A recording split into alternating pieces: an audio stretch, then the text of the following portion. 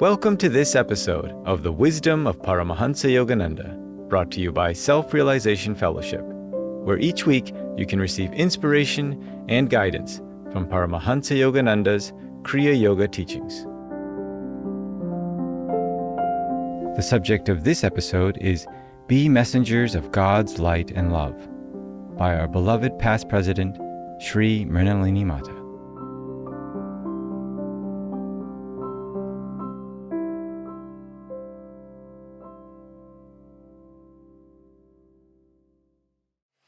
A sea of souls.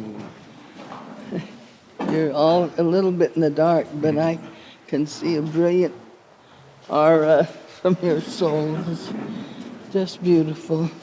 God bless you. Please be seated.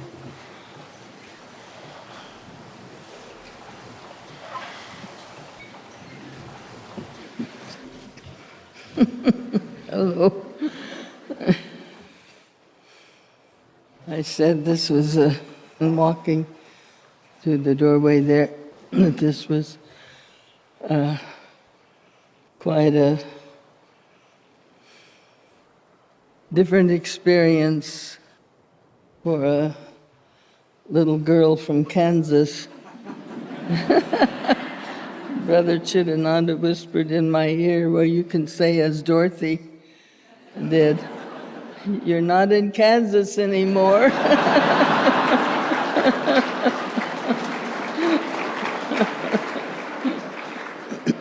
Never in my wildest dreams, I could never have conceived of coming before you all with this title and the blessing, the honor to represent a unique lineage of divine souls in the founding and the growth of Self-Realization Fellowship, this worldwide mission, sacred work of Gurudev. This convocation, of course, as you've heard throughout the week, is honoring our 150th anniversary of the re-emergence of the Kriya Yoga science. I don't know how to use the words to describe our blessed Gurudev and his great humility and his tremendous,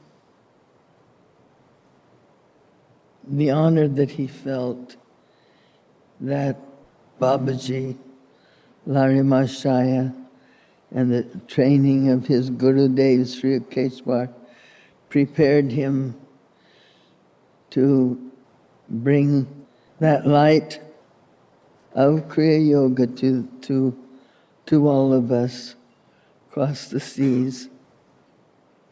As you all have heard many times, his longing and the ideal of his life was to spend it in the solitude along the banks of the Ganges River or in the Himalayan caves, just lost in God. And this worldwide mission was at Babaji's behest and saying to Sri Keshwar, some years hence I will send to you a chela for training to carry this message of Kriya Yoga to the world. Gurudev often spoke of, in the early years, his striving, and as he wrote in the autobiography, the students that couldn't be taught, and of the difficulties that he had in trying to make a foundation for the mission that had been entrusted to him. Our beloved Ma, Sri Sridhaya Mataji, when she came, as you know, Master referred to her as his nest egg. He said, when she came, I at last saw and was inwardly assured that she was the symbol, the sign. She was my nest egg, and I would be able to build a foundation of dedicated souls who wanted to give their lives just to seeking and serving God and this work. And one by one, others came, and now today, I must say, our monastic community serves day and night, serving God in meditation with their love and devotion and loyalty to God and Guru, and serving you all. And in turn, you all do so much to inspire and serve those who serve. This convocation has drawn you all from, I'm told, I think it's 47 countries around the world. I read each one. Some countries, I'd heard the name, but I didn't even know where it was. But I said, never mind, Master, you knew where it was. And you knew the souls that were waiting there to receive your message. So you've already been welcomed to the convocation, but in Guruji's name, and as one who sat at his feet and heard him speak so many times, I know how thrilled he is to welcome you here. He used to say, after I am gone, they will come by the thousands. I know who they are, and they will come. God has chosen them. He used to say to the congregations, you wouldn't be here today. You wouldn't feel that attunement with this path and with your Guru if that relationship had not been secured in God in incarnations past. So truly, I need to say to you, I can just feel Gurudev's joy in these past few years of our convocations as they have grown. As he said, I stopped traveling the country speaking to vast audiences. He said, because I did not want to draw just crowds. I am seeking for souls. I am seeking for those who really want to know God. But I love crowds of souls. And I know tonight and on the more recent convocations, how thrilled he is, how thrilled Master is. I want to thank the monastics who work year-round to prepare for the convocation, and their wonderful group of volunteers from among our temple members and even those who come from far distances, giving their time from their vacations just to serve the convocation.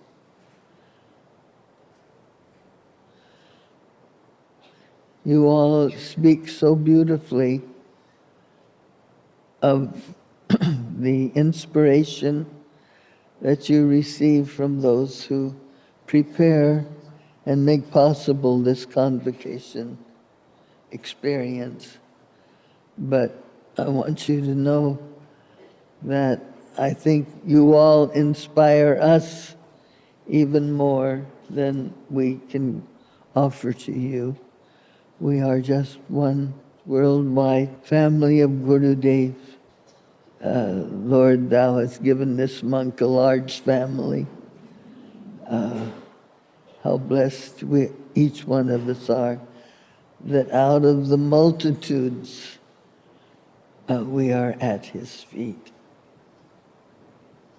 I'd like to begin this evening to share with you his words at, well, it was the last convocation during his lifetime.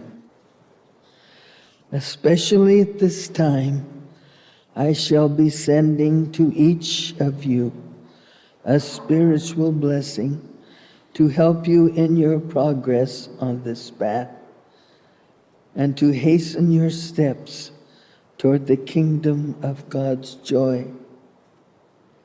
I am in seclusion now so that I may better serve you and your spiritual needs. The more you tune in with me by your devotion and meditation, the more God will be able to help you through me and the link of the Masters. I urge each one of you to absorb as much as you can while you are here of the instructions in self-realization, and above all of the real spirit of self-realization. The world needs souls who will carry a torch of spiritual perception through conscious communion with God. A torch, indeed, to burn away the dark ignorance which keeps souls from realizing their oneness with God. May God and the Masters bless you and make of you a channel of the divine power and the divine love. With unceasing blessings and love. Signed, Paramahansa Yogananda. I can't help but, as I say, I never could dream that I would be seeing you all and addressing you all with the title that was so supremely expressed and worn by our great, great lineage. Gurudev Rajarshi Janakananda Sri Sri Mata Ji. They are the great inspiration, the great spirit that is truly the foundation and the heart of this mission, Master. in those last hours of Ma's life. I just have to digress a bit to share with you. You all have known her for years as the representative of Gurudev. She lived this work, and she lived the lives of each one of you. Such was her love. Such was her concern and care that Gurudev's spirit would always live on. And in those last hours, that was her only thought. The body had long since been ready to go, to fly to her divine beloved. That was the one and only thing she ever wanted, was just to merge in that divine love of God. That was her life breath, her life energy, everything that she was and longed for. So the body was ready to go, but her mind could not let go of all of you. I said to her, Ma, you have done your part and more. You have been such a guiding light and influence. You have shown us, and your life will continue always to show us how we can live Master's teachings, Master's love for God, Master's love for the world. You have shown us the way. You have lit our path. Oh, she shook her head, pointed out, Master, only Master. He is the light. He is the light. Look to him. Just follow Gurudev. He will guide you.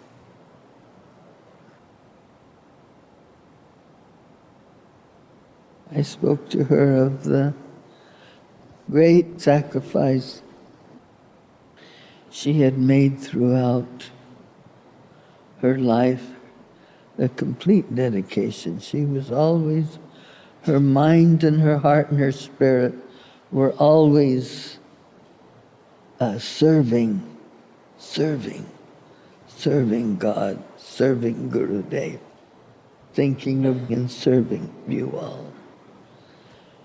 And I said, Ma, I'm sure Master is telling you now, you have done your part. This last moments of your life, it's time for you to let go now and to know that all that you have given will always be with us. Then she said, but I love them all so much. When I receive their letters, she says, I just cry. Oh, she said, the suffering. And I take their letters and their requests for prayers, and I place them on my altar. And her tears welled up in her eyes, and she said, I love them so much. Tell them all how much I love them. That was Gurudev speaking through her. That was the Divine Mother, the mother of all love, speaking through her. So that is the legacy that she has given, a blessing that she has given to all of us. That love, her desire to link our lives to Divine Mother as she had linked her life to Divine Mother. Master's message that I shared with you, That was his wish, as you see, that you would all imbibe so deeply the teachings of self-realization, and as he said, even more, the spirit of self-realization, that each one of you would be a channel of God's love.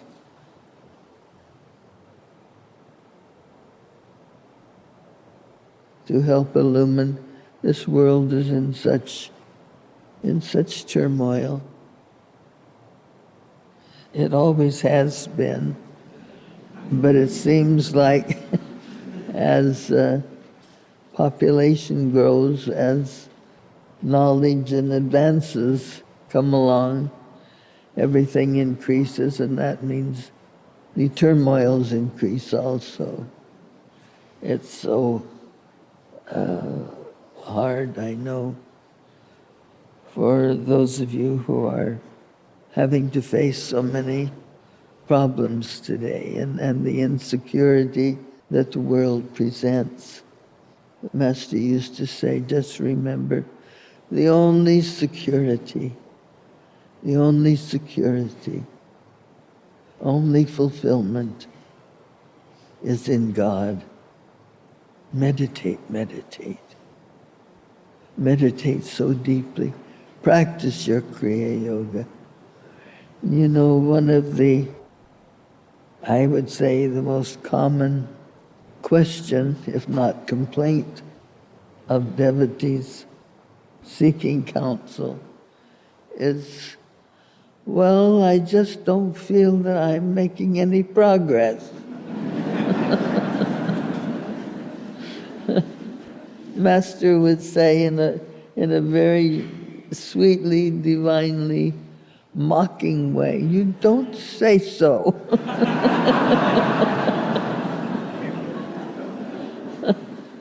I once thought, well, this is a very wise answer to give to Master, and he was asking me to do something that I thought really was beyond my capacity, which he's still doing.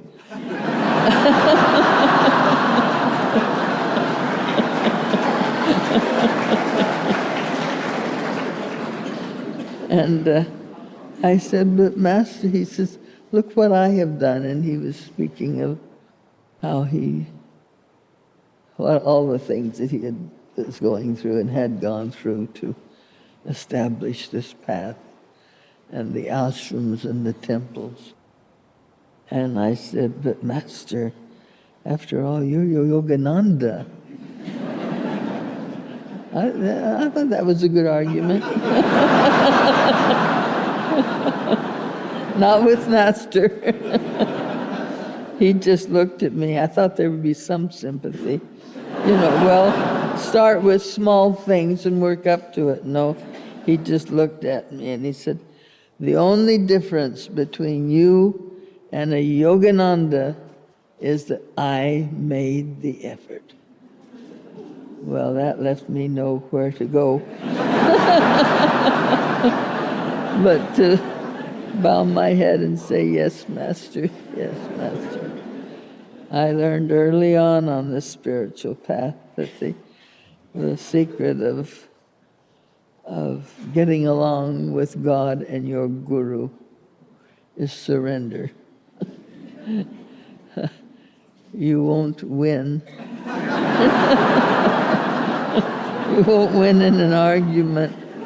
I had a very, and I hope it's a little more balanced now, I had a very logical mind, and Master very often encouraged my thinking or my suggestions, but sometimes I think maybe I gave more than he cared or needed to hear. And one time he said to me, he said, just remember, in all of your logic, you could lose much wisdom. And I thought, that's absolutely true. And when I gave up a lot of the rationalization, then Master's wisdom became like an open book, a flood of wonderful realizations. And perhaps that was why he felt that I could contribute something to the publication of his writings, because I was not interested in making it anything other than what Master had said and intended. And I always knew when I had achieved at least a little of that, when a copy would be brought to him. He would say, "See what you have done?" And he so sweetly bless. Sometimes he gave a firm blessing on the head. I liked those particularly because I thought, well, maybe that one will really stick.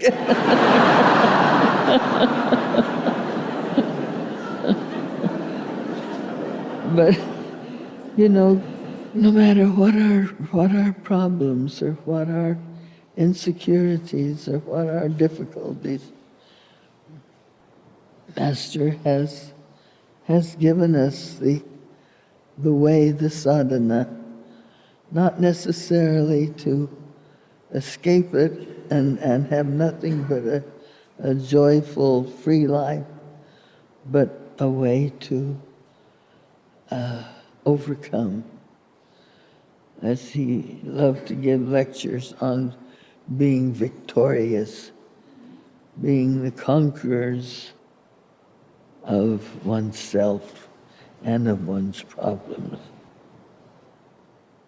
There is absolutely no reason to think that we are not progressing. I said that very same thing to Master early on the path.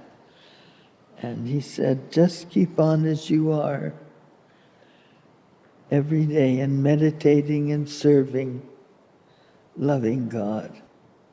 And you will find that one day you will wake up and you have come much further than you ever dreamed possible.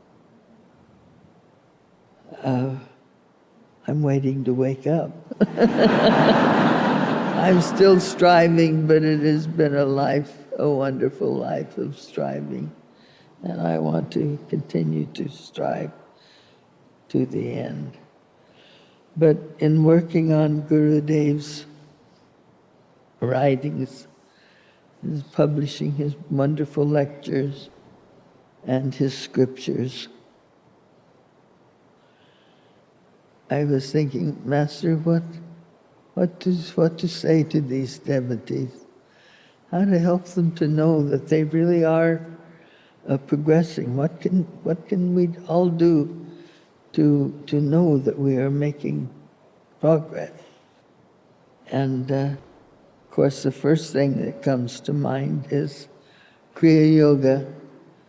Oh, if you practice Kriya Yoga every day faithfully and with love and devotion. Master said of Kriya, it is mathematical.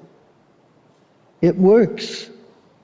You don't have to analyze. You don't have to understand and count the ways and the formulas and the mathematics involved in the physics of this universe, or even in the complications of how this body keeps functioning. We don't tell it to breathe. We don't tell it to see or to heal some illness. So many, they say, illnesses come and go and we never know it. The body knows what to do. It's part of God's creation, the natural cosmic law. Well, Kriya Yoga is the science of the soul and how the soul looks after the body. When you do Kriya Yoga, you are automatically stimulating those spiritual potentials that God has placed within you, in your soul, and in those spiritual centers in the spine and brain. And don't doubt it, it's really smart. You don't have to think that you've got to use your logic to tell Kriya Yoga how to free you from all of your problems and delusions of this world and body.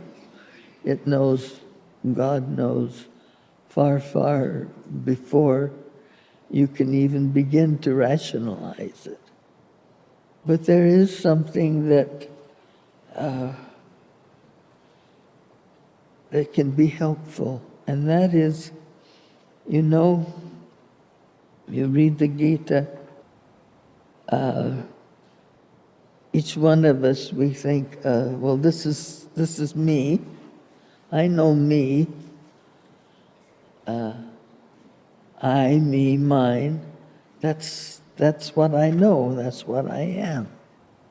But we forget that the sum total of that makes you exactly what you are today is a conglomeration, kind of a chaotic conglomeration sometimes, of all of the things that you have thought and done and desired over eons of incarnations.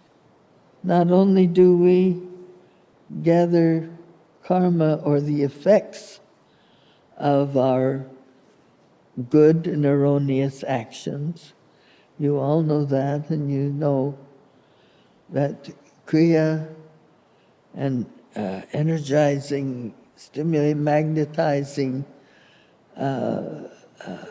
consciously that life force in those spiritual centers helps to dislodge, to erase a lot of the effects of the actions that we've carried with us through incarnations.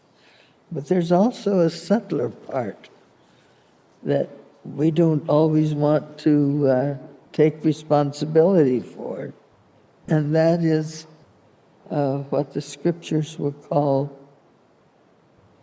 samskars. Those are the little traces of past life, thoughts, actions, habits, and they influence more than we can begin to conceive, or that we would want to conceive, what we are and what we do. There's a little, an analogy in India. Master loved to speak about it and tell the tale. He said that, of course, it's a sacred ritual to bathe in holy waters in the Ganges. But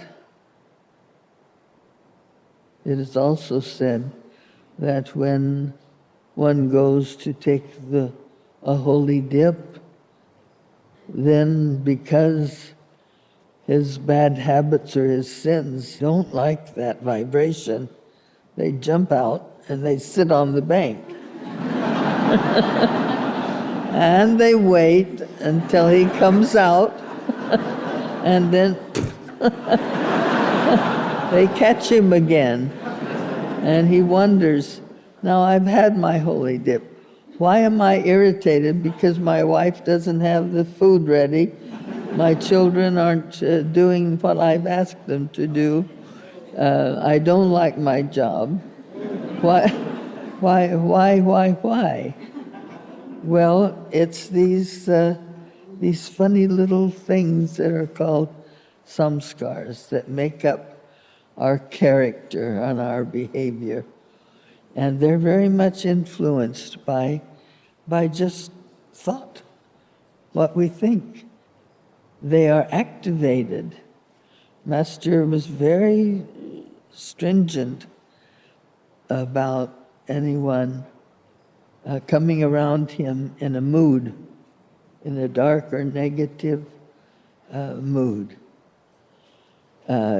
He wouldn't even need to look up to see who it was, but if they came into his presence, into his room, he would say, "Go, don't bring that mood around me. Go until you have gotten over that mood." And you did. It was a wonderful way of learning to overcome. So that's the same way when you're doing your kriya, you're having your meditation, and don't think something isn't happening on that deep that deep level, the deep spiritual level of your consciousness. You are being changed every time you practice meditation deeply. But Master says, when you leave your meditation, take the effects of your meditation with you. That means don't let life, he liked to say, quote, don't let life get your goat. He said, your goat is your peace. Your goat is your relationship with God. Don't let life and its irritations take that away from you. So we speak of, Ma spoke of it so often, as you know, practicing the presence. So when we finish our meditation, we should take with us, there's always some special feeling, some special blessing, understanding, realization we can carry away with us from that meditation, especially if we have taken some thought, some quality that we want to better in ourselves. That's why you have a prayer or an affirmation before you begin your meditation and before you begin your day. And while we are meditating, the mind now and then goes to that, and you feel that God is blessing. So when meditation is over, you take with you that thought, and then the instant that your second nature, which is your samskars, that has made us what we are, and our reactions the way they are, the minute that something is contrary to what you know you want to feel, whether it's a sadness or whether it's worry, whether it's irritation, jealousy, anger, whatever, the moment that past bad habit starts to make you think or feel contrary to what you felt, the freedom you felt from it in meditation, just instantly recall. Practice the presence. Now, practicing the presence, of course, means to think of God, to think of Guru and their help. But I have always thought, yes, that's one way, but it's like saying, okay, God, okay, Master, I've got this problem, fix it. Well, oftentimes they do, if our karma is good, their grace is there to help. But sometimes it helps even more if, in thinking of God or Guru, we relate whatever quality they manifest that helps us, isn't it? If you find that you're getting irritable, then think of God as peace, and and instantly that the mood of irritation begins to take over. Just say, peace, God, peace. Takes just a few seconds, but you will be surprised how just changing the thought changes yourself. Then you are working on the psychological battle you have to win, as Master taught in his commentary in the Bhagavad Gita. There is the metaphysical battle that goes on between Maya and between delusion and realization. That's the metaphysical battle, and that is aided by our practice of Kriya. We don't think of it as such, but we are being purified. That's always going on in our meditation. And then Master said there's also psychological battle you have to win, and that is the getting rid of the characteristics that are unbecoming of a child of God, that are unbecoming of one who wants divine realization, God communion. So if we think of just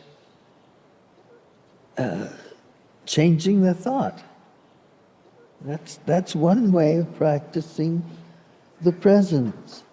Think of the thought that is a quality of God, Guru, or of your soul, and just affirm that firmly.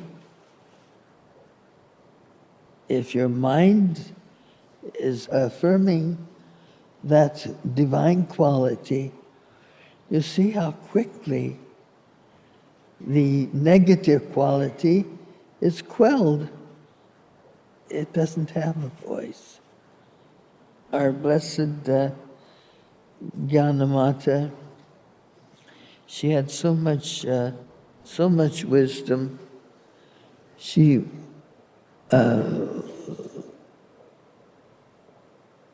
in answering someone about spiritual realization and spiritual growth, she said, I have come to measure spiritual advancement not only by the light that surrounds one in meditation or by the visions of saints he sees, but by what he is able to endure in the cold, hard light of day. Perhaps I might have forgotten this truth, but for what Paramahansaji said of it, that it is an ultimate realization. He told me all saints had it. I always remember this when I am tempted to want to find a way around some problem that seems too much for me. And then I remember it and I say, but that is escaping, not overcoming. Our spiritual advancement is a case of overcoming, not escaping. because unfortunately there is no escape. If there had been a way, Master would have given it to you. After all, he wanted to free every soul, and he said, I will come back again and again as long as one brother is weeping by the wayside. But it isn't so hard to overcome if we do the easy things that the saints tell us to do. Now, it doesn't sound easy to endure, but sometimes that's all that's left to us. Think of endurance as Master taught us. There is in the Indian scriptures a term called titiksha. Master was always, when there was something we didn't like or didn't want to do, he'd just look at us and he'd say, titiksha. Well, that means endurance, but not just to grit your teeth and bear it and be resentful by it, but to overcome it by doing everything you can to maintain evenness of mind. And that's just what we've been talking about. Meditate, gather that calmness, that love, the understanding of the divine qualities, and practice that in affirmation. It doesn't have to be a long prayer or a long affirmation. Just when something starts to catch you and to disturb your mind, as Master said, moods are bad habits of the past that you are simply stifling. You're not allowing them to expression, so they pop out in moods, and you feel justified. That's where we get entrapped. We feel justified. Well, such and so didn't understand me. Well, this circumstance, I didn't create it. Some such and so created the circumstance. Let them clear it up. Let me get out of this environment. Master is very quick to tell us, don't try to avoid criticism or suggestions. Counsel. We don't like it because we like what we are used to. We're used to certain ways of doing things, certain things that are pleasing to us, things that are irritating to us. Those are all those little samskars, those habits and moods. They have to go. But how easy it is if you analyze any time that something that you're upset or discouraged, just stop and think, where is it? Where am I upset? It's up here. It's in the thoughts. It's in the mind. It's in the consciousness. So if those thoughts can make me miserable, then divine thoughts, just start thinking them, affirming them. Love, peace, joy, energy, I can. Boy, Master, never let any of us say, I can't or I won't or I don't like. Likes and dislikes, those were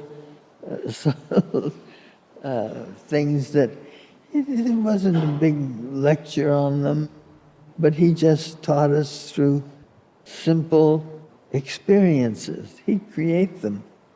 He'd create some experience to see how we would react.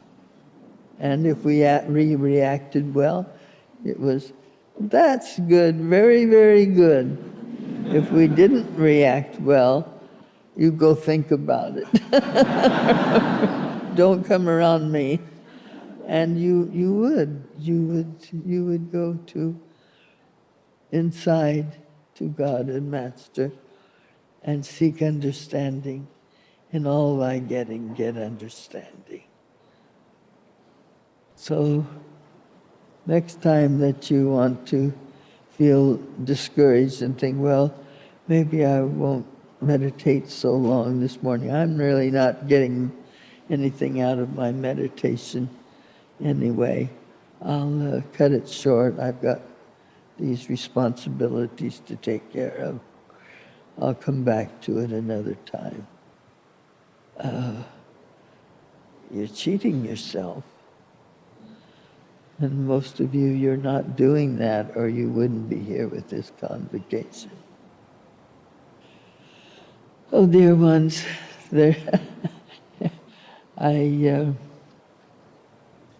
I'm afraid that I chose a subject that's very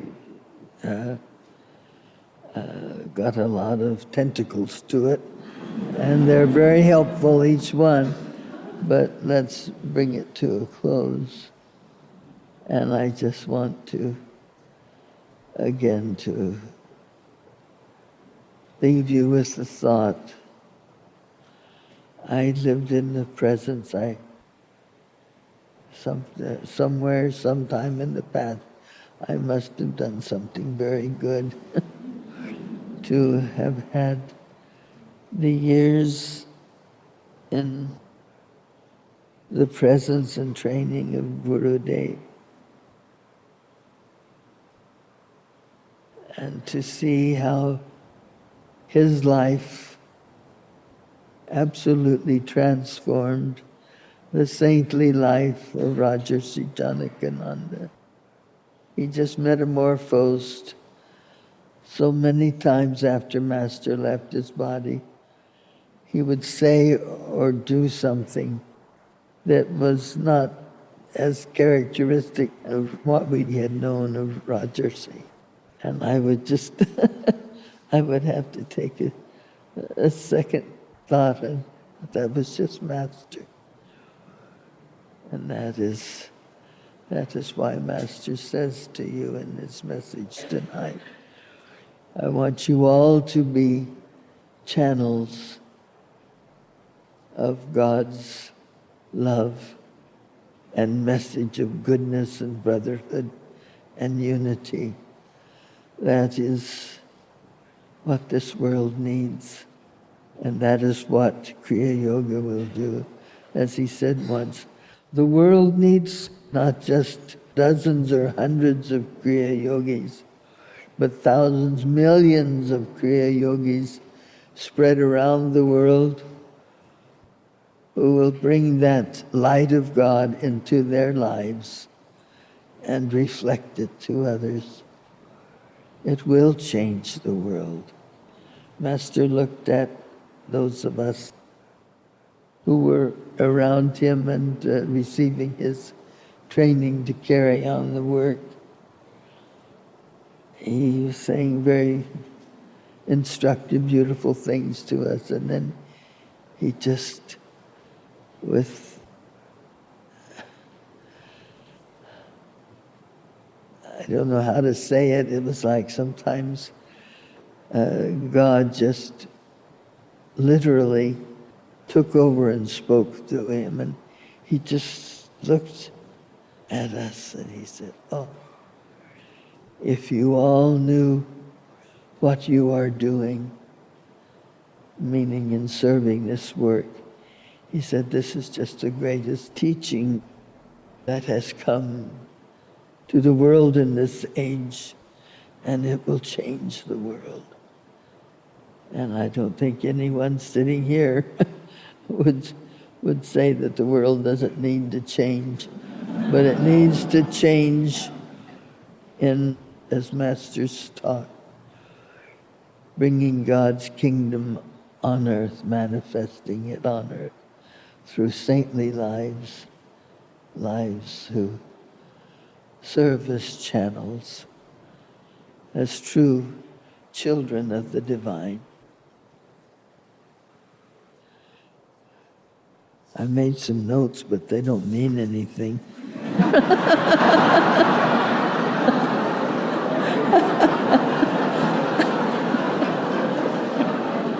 I don't know, that's just me. I just can't formalize anything. I have to speak whatever I feel. I feel that I have received so much from being in the company and training of Gurudev and in the saintly presence of Rajarsi Janakananda. How sweet, kind, loving, a channel of Master he was. And then our beloved Ma, with her for 65 years I have been on the path. And from the very beginning, she became as a spiritual mother to me and Master. Those were one of the first guidelines he gave me. He said, follow Faye. You follow Faye. Become more like Faye. That was a high goal, but one that fostered such a divine friendship. In the latter years especially, we could talk about Master in those days and our experiences from the earlier days of the work to now. And you all can have that kind of divine friendship with your Guru and with the saints of this path. To me, a title or position means absolutely nothing except a blessed privilege. I don't know why or how that blessing came, but because I received so much from those great ones that were here before me. They are the light, as Ma said in those last hours. No, don't look to me, not me, but look to Master. He is the light. These divine ones, they are the light. We, as successors, we replace nothing. We only follow after. And that is my one desire and responsibility, as it is for each of you, is to live, absorb, and live what they have given of their lives and of their realization.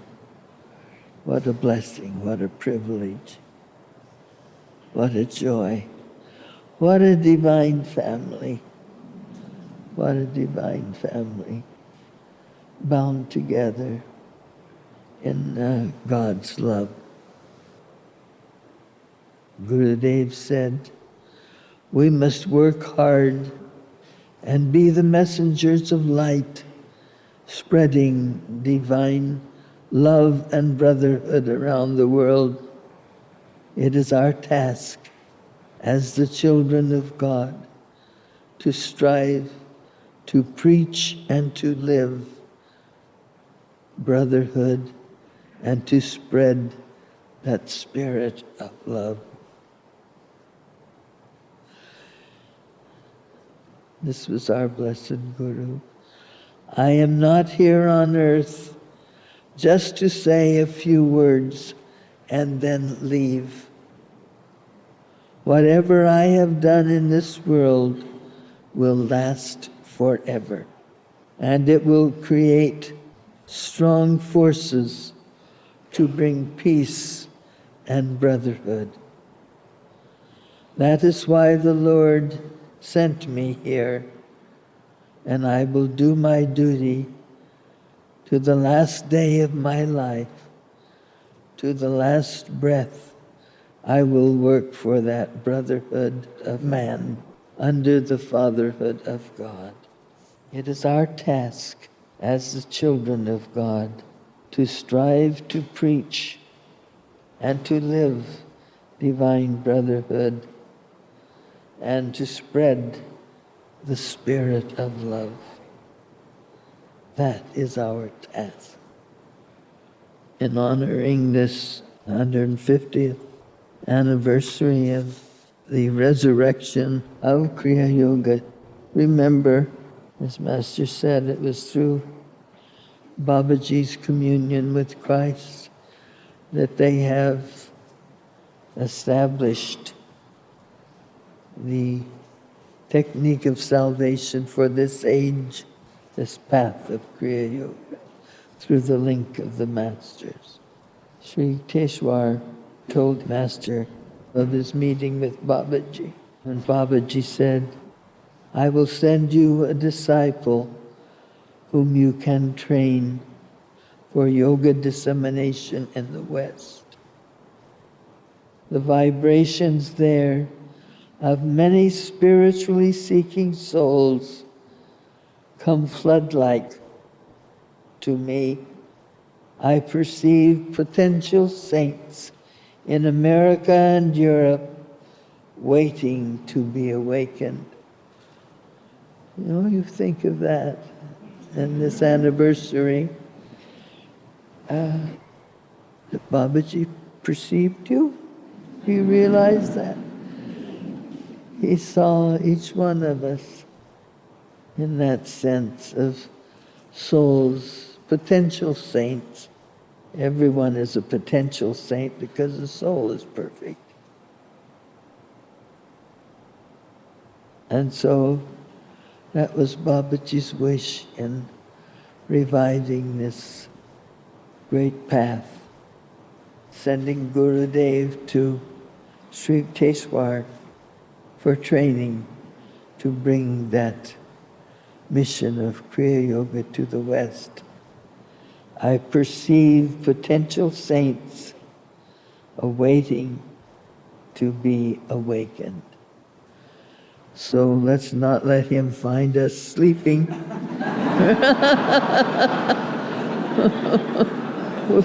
We want to be awake and ready. And Master's prayer for all his worldwide family of chelas. He's praying to God for you all. May thy greatest blessing be that they remain constantly with thee in wakeful hours and in time of sleep and dreams, with thee ever through eternity, and feeling thy presence even in the dream of incarnation. Be thou, Lord, the only King reigning in their hearts. All my love, all my devotion, all my loyalty I pour at thy feet, for I see the dreams of this life have all passed away, and thou alone art ever my beloved. May I rouse that love in the hearts of others, that they see thy presence behind the delusion of this life. What words shall I speak from the sincerity of my heart? The greatest gift I have to bestow on those I love, thy devotees, is awakening thy love in their hearts for thy love's sake. Well, dear ones, it is my blessing to be here with you this evening and know that I and all of the monastics, we think of you every day in our worldwide prayer council prayers and individual prayers. And we thank you. We thank you so deeply for the beautiful bouquet of souls that you are, as Master used to say. I want to gather a bouquet of souls, perfect blossoms, just to offer at the feet of my beloved God. I used to say to the devotees in our classes, well, think of that. You are part of that bouquet of souls that Master is offering at the feet of God. You don't want to be a wilted flower in that bouquet. That alone should spur us to make ever greater effort. Do your Kriya. Have faith in it. Know that it's working even when you don't think you feel anything. It is working. It's mathematical. It is the science of life. It is the science of God realization. It is awakening that spirituality, which is our divine inheritance as children of God, as souls. And then, when we have to face the light and shadows, the joys and sorrows, the bitter and the sweet in this world, just do it with an even-mindedness as Master taught us. And whenever the delusive forces want to make you behave one way, just say, where's that coming from? That's just all in my thoughts. It's in my consciousness. That's not me. And just say whatever word, whatever thought that you know you are, that you want to be, want to express. Say it with a firm command, and you will see that, like a little whimpering dog, the samskars will tuck their tails and fly away. Their power, they lose their power. And that is what is being victorious. You defeat an enemy by taking away his power. And that's all that we're doing. Kriya is purifying us and giving us a tremendous power of God, a tremendous power of divine love, a tremendous power to do and to be good in this world. And then we have to bring it out into the cold, hard light of day, as Yogananda Mata said, and express it. The Master said, a life that is lived with the thought of God becomes a great luminous vibration that affects all those around the person, the family, the community, on out, spreading into all corners of the world. As Master said, we must have millions and millions of such Kriya Yogis. That is the mission. That is the mission of Kriya Yoga.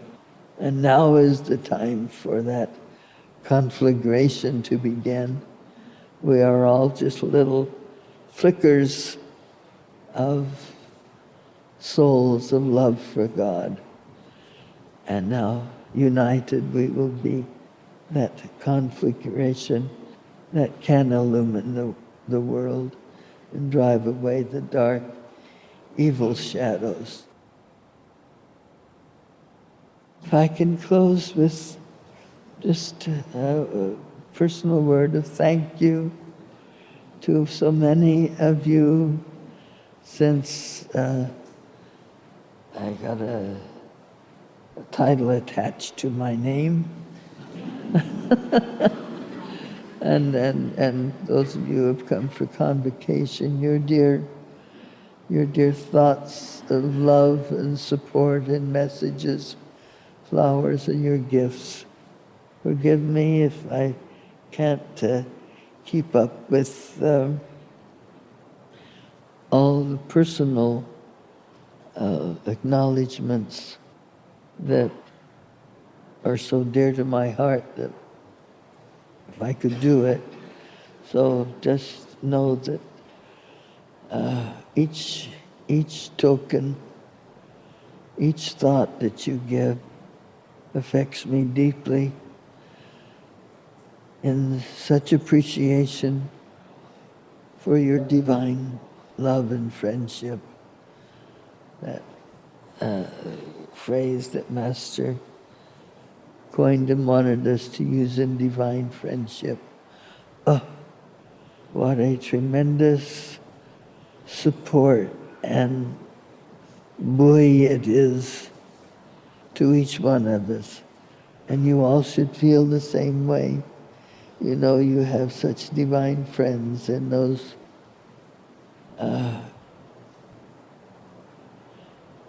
great leaders, representatives of God who have come before us.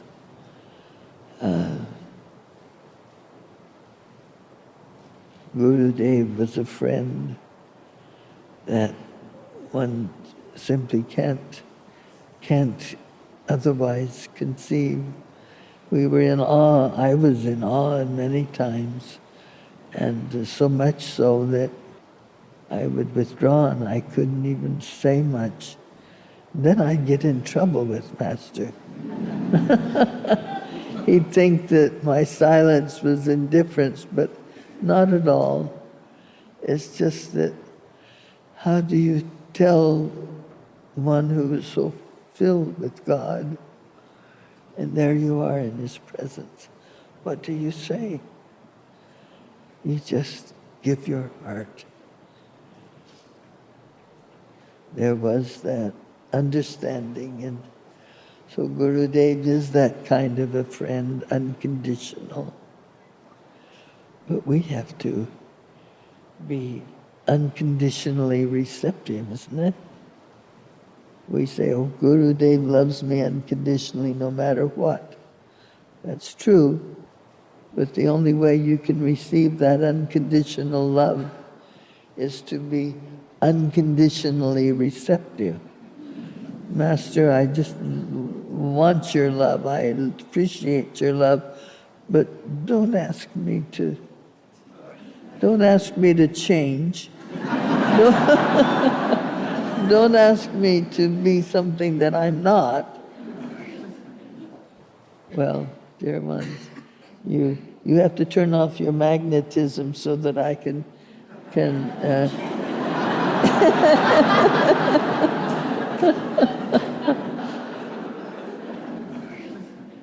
There's just so much to say, and yet, dear ones, there's so little to say. Master made it very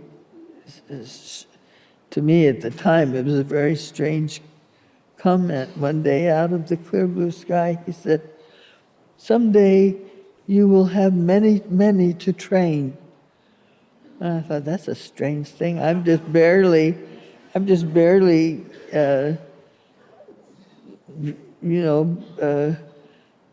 learning what it is to be a chela master. What am I going to train? And then he made it even more complex. He said, "Don't look for them. They will come to you." And I thought, oh my, what does that mean? Maybe I still don't understand the full measure of the implication. But when I was told that, well, this is your position, your responsibility now to address and to share what you have received from Gurudev with this large family.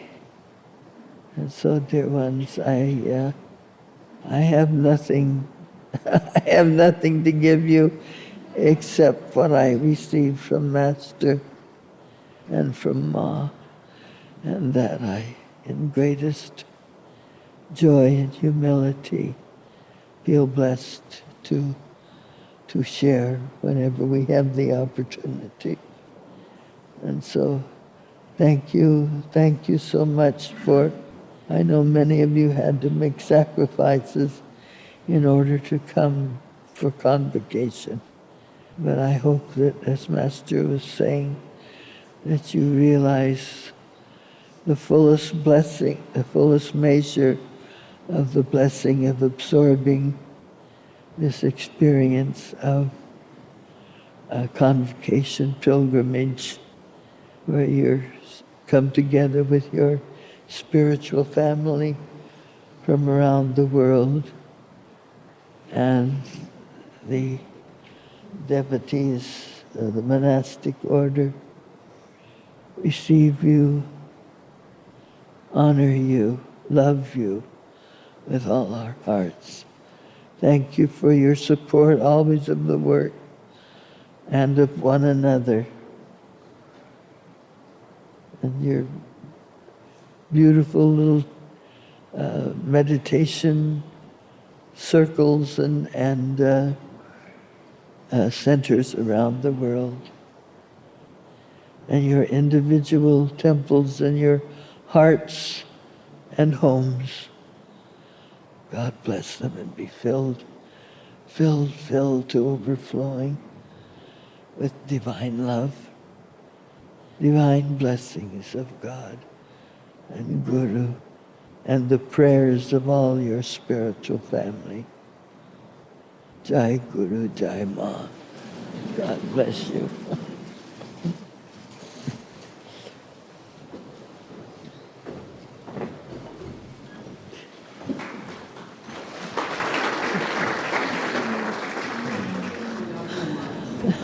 I love you all so much.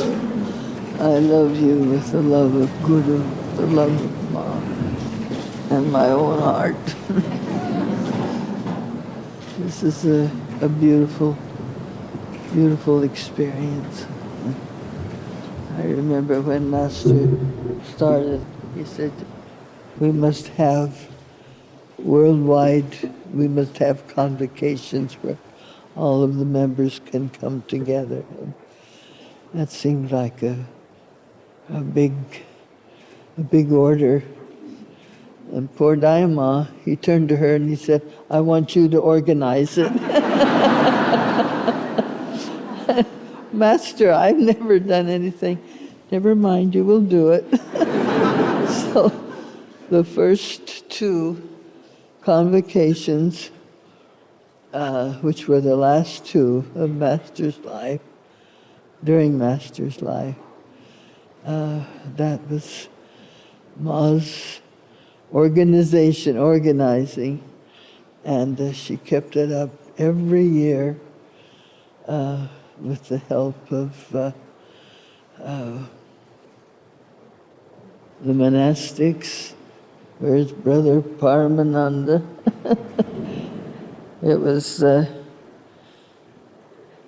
have to quit, don't I?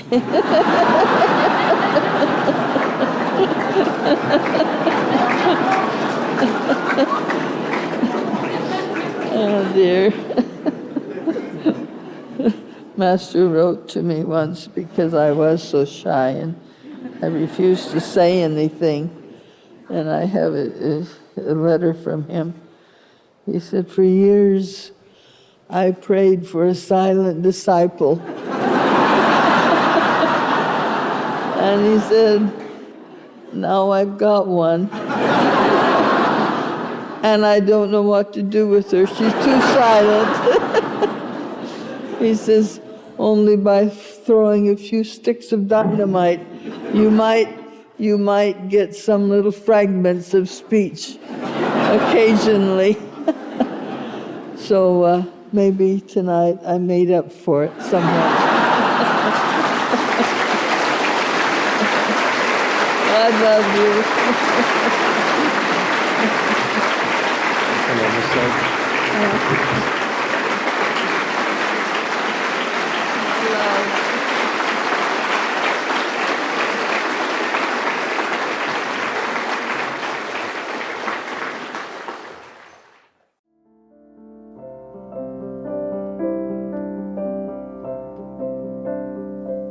This has been a production of Self-Realization Fellowship, a non-profit organization founded by Paramahansa Yogananda in 1920. For more information about Self-Realization Fellowship and Paramahansa Yogananda, please visit yogananda.org.